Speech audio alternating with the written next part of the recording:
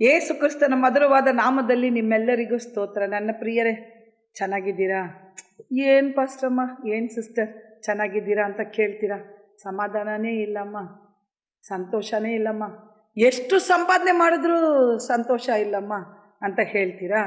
ನನ್ನ ಪ್ರಿಯರೇ, ಸಮಾಧಾನ ಕೊಡುವಂಥ ದೇವರ ವಾಕ್ಯವನ್ನು ಧ್ಯಾನ ಮಾಡೋಣವ. ಬನ್ನಿರಿ. ಯೆಶಾಯಗೆ ಬರೆದಿದ್ದಂಥ ಗ್ರಂಥದ ಪುಸ್ತಕ 26ನೇ ಅಧ್ಯಾಯ 3ನೇ ವಚನ. ಧರ್ಮ ಸತ್ಯಗಳನ್ನು ಕೈಕೊಳ್ಳುವ ಜನಾಂಗವು ಪ್ರವೇಶಿಸಲಿ, ಸ್ಥಿರಚಿತ್ತನು ಶಾಂತಿಯಲ್ಲಿ ನೆಲೆಗೊಳಿಸಿ ಕಾಯುವಿ, ಅವನಿಗೆ ನಿನ್ನಲ್ಲಿ ಭರವಸೆ ಇದೆ. ಹಲ್ಲೆಲೂಯ. ನನ್ನ ಪ್ರಿಯರೇ, ಎಲ್ರಿಗೂ ಶಾಂತಿ ಸಮಾಧಾನ ಸಿಗ್ಬಿಡ್ತದ?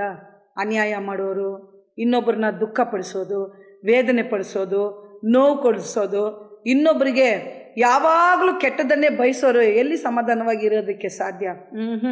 ಅವ್ರು ಮಾಡಿದ ಕೆಟ್ಟದ್ದು ಅವರನ್ನೇ ಕಾಡ್ತಾ ಇರ್ತದೆ. ಅವ್ರು ಮಾಡೋದು, ಅವ್ರಿಗೆ ಬರೋ ಯೋಚನೆ, ಆ ಕೆಟ್ಟ ಬುದ್ಧಿ, ಆ ಕೆಟ್ಟ ಯೋಚನೆ ಅವ್ರನ್ನ ಸಮಾಧಾನವಾಗಿ ಇರೋದಕ್ಕೆ ಬಿಡೋದಿಲ್ಲ. ನನ್ನ ಪ್ರಿಯರೇ, ಅದಕ್ಕೆ ಇಲ್ಲಿ ವಚನ ಹೇಳ್ತದೆ, ಧರ್ಮ ಸತ್ಯಗಳನ್ನು ಕೈಕೊಳ್ಳುವ ಜನಾಂಗವು ಪ್ರವೇಶಿಸಲಿ, ಸ್ಥಿರಚಿತ್ತನನ್ನು ಶಾಂತಿಯಲ್ಲಿ ನೆಲೆಗೊಳಿಸಿ ಕಾಯುವಿ. ಸ್ಥಿರಚಿತ್ತನನ್ನು ಯಾವಾಗಲೂ ದೇವರ ಚಿತ್ತ, ನ್ಯಾಯ, ಧರ್ಮ, ಎಲ್ಲರೂ ಹೇಳ್ತಾರೆ ನ್ಯಾಯ ಧರ್ಮ ಕೈಕೊಳ್ಳಬೇಕು, ಧರ್ಮವನ್ನು ಬಿಟ್ಕೊಡ್ಬಾರ್ದು. ಹೇಗೆ ಧರ್ಮವನ್ನು ಬಿಟ್ಕೊಡ್ಬಾರ್ದು ಅಂದರೆ ಜಗಳ ಮಾಡೋದು ಧರ್ಮನ? ಇನ್ನೊಬ್ಬರನ್ನ ದುಃಖ ಪಡಿಸೋದು ಧರ್ಮನ? ಇನ್ನೊಬ್ಬರು ಎಲ್ಲೋ ಒಂದು ಒಳ್ಳೇದು ಮಾಡ್ತಾ ಇದ್ದಾರೆ, ಅವ್ರನ್ನ ಹೋಗಿ ಹೊಡೆಯೋದು, ಅವ್ರನ್ನ ಹೋಗಿ ಕೆಡಿಸೋದು, ಅದು ಧರ್ಮನ? ಅದಕ್ಕೆ ಇಲ್ಲಿ ವಚನ ತುಂಬ ಸ್ಪಷ್ಟವಾಗಿ ಬರೆಯಲ್ಪಟ್ಟಿದೆ. ಚೆನ್ನಾಗಿ ಜ್ಞಾಪಕ ಇಟ್ಕೋಬೇಕು.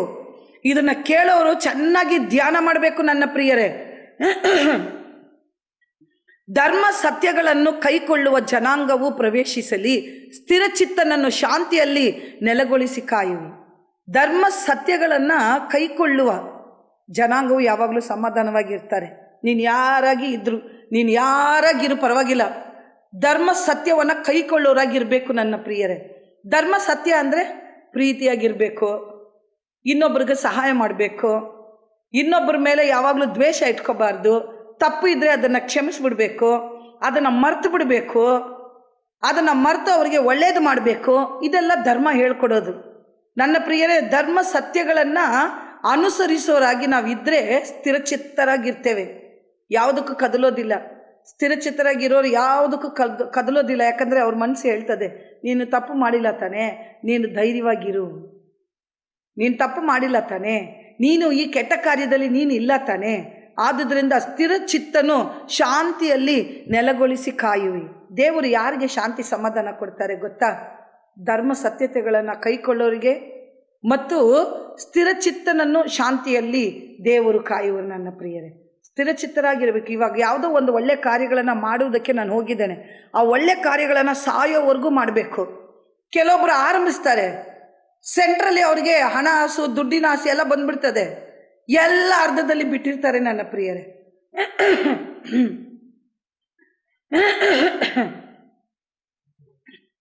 ಎಲ್ಲ ಅರ್ಧದಲ್ಲಿ ಬಿಟ್ಟಿರ್ತಾರೆ.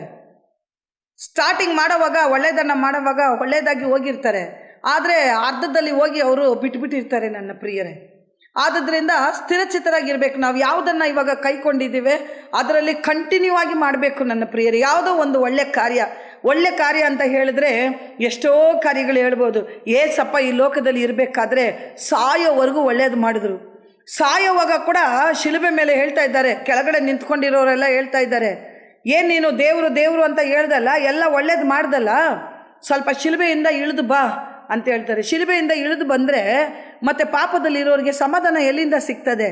ಅವ್ರು ಅಂದ್ಕೊಂಡ್ರು, ಆಡೋರೆಲ್ಲ ಆಡ್ಕೊಂಡೇ ಇರ್ರಿ, ನಿಮಗೆ ಸಮಾಧಾನ ಕೊಡೋದಕ್ಕೆ ನಾನು ಈ ಸ್ಥಿತಿಗೆ ಬಂದಿದ್ದೇನೆ, ಇದನ್ನು ಮಾಡಿ ಮುಗಿಸಿ ನಾನು ಬರ್ತೇನೆ ಅಂತ ಸ್ಥಿರಚಿತ್ತನಾಗಿ, ಶಾಂತಿ ಉಳ್ಳವರಾಗಿ, ಸಮಾಧಾನ ಉಳ್ಳವರಾಗಿ ಆ ನೋವನ್ನೆಲ್ಲ ಸಹಿಸ್ಕೊಂಡು ಶಿಲುಬೆ ಮೇಲೆ ಇದ್ದರು. ನನ್ನ ಪ್ರಿಯರೇ, ಹಲ್ಲೆಲೂಯ.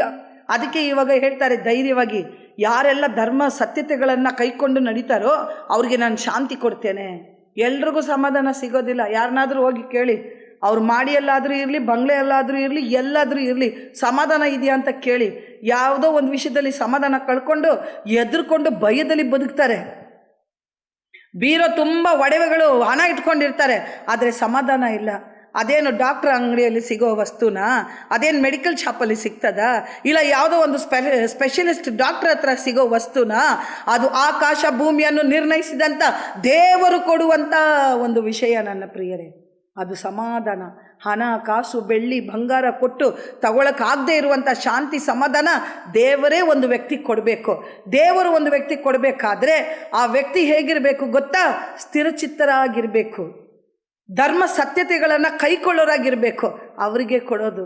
ಅದನ್ನು ಹೇಳುವಾಗ ನಮ್ಮ ಭಾರತ ದೇಶದಲ್ಲಿ ತನ್ನ ದೇಶವನ್ನು ಬಿಟ್ಟು ಬಂದು ಎಲ್ಲದಕ್ಕೂ ಸೇವೆ ಮಾಡಿದ್ದಂಥ ಮದರ್ ತೆರೇಸಾ ಅಮ್ಮನವ್ರ ಜ್ಞಾಪಕ ಬರ್ತದೆ. ಅವ್ರು ಕಡೆಯವರೆಗೂ ಮಾಡಿದ್ರು ನನ್ನ ಪ್ರಿಯರೇ. ಅವರ ವಯಸ್ಸೆಲ್ಲ ಹೊಟ್ಟೋಯ್ತು. ಅವರು ಬಡವರಿಗಾಗಿ ಭಿಕ್ಷೆ ಬೇಡೋದನ್ನು ಬಿಟ್ಟೇ ಇಲ್ಲ.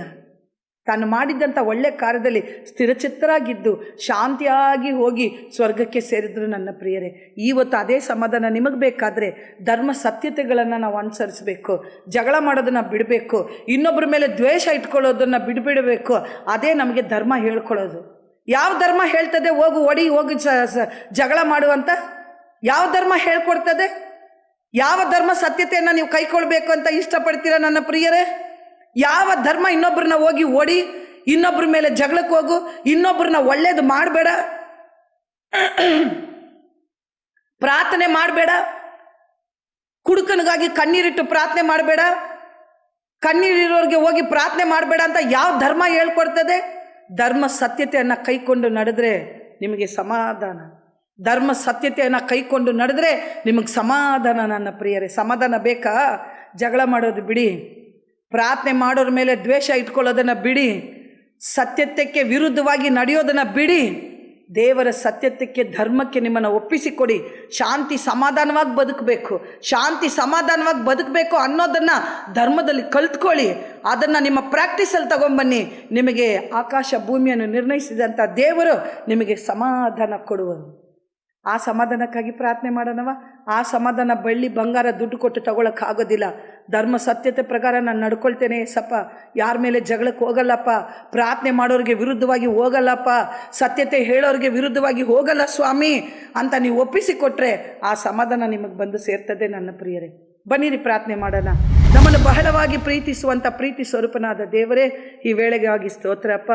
ಧರ್ಮ ಸತ್ಯತೆಯನ್ನು ಕೈಕೊಂಡು ನಡೆಯೋರಿಗೆ ಸಮಾಧಾನ ಅಂತ ಹೇಳಿದ್ದೀರ ಸ್ವಾಮಿ. ಆ ಸಮಾಧಾನ ನಮ್ಮ ಕರ್ನಾಟಕ ರಾಜ್ಯದಲ್ಲಿ ಇರುವಂಥ ಒಬ್ಬೊಬ್ರಿಗೂ ಕೊಡು ರಾಜ್ಯ.